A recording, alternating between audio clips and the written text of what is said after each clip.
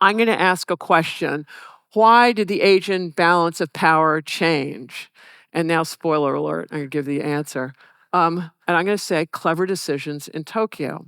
But I'm going to use a particular framework to answer this that I have found really useful, and I learned it from teaching at the Naval War College, where students are required to have a counter-argument in papers.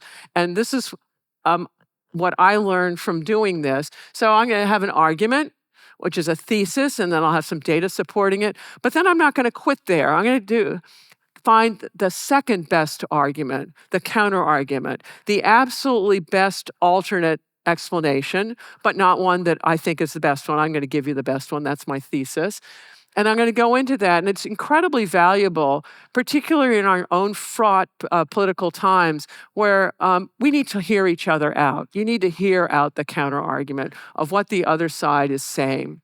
And then what you'll often find out in a counter-argument is that there are actually some very valid points in it. And it leads you to think, oh, well, maybe I need to adjust my own argument. So changing your mind's a good idea if the data comes in. Also, it gets you away from monocausal explanations where you come up with one cause, you think that's it, time to quit. And if you're thinking about the counter-argument, you might get other causes as well. Also, if you're going to do something like on a job and you have to recommend a course of action, your thesis, you had better anticipate what the counter-argument's going to be. And then the third part of this is the rebuttal.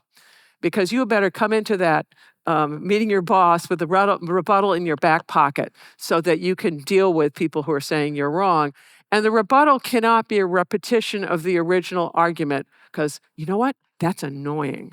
Don't do that. Really annoying. The most effective ones are coming at the problem from a completely different direction from either argument or counter-argument that then shores up your argument. And my other direction is I got a Sino-Japanese problem and I'm going to come around with a Russia angle. So this is my game plan of what I'm planning to do and the analytical reasons for doing it. Okay, so I have a thesis, which I'm going to give to you when in emails and written work and lectures like this one. You really help people if you explain exactly what you're up to and you do it succinctly at the very beginning. So here it is. The Japanese leaders westernized their institutions. They integrated multiple instruments of national power into a coherent strategy. And then in the Russo-Japanese War, they quit that one exactly at the culminating point of victory for maximum gains. And together, these three things overturned the balance of power in their favor. That's my thesis. Short, sweet, you've got it. Whether you agree with it or not, we will get there.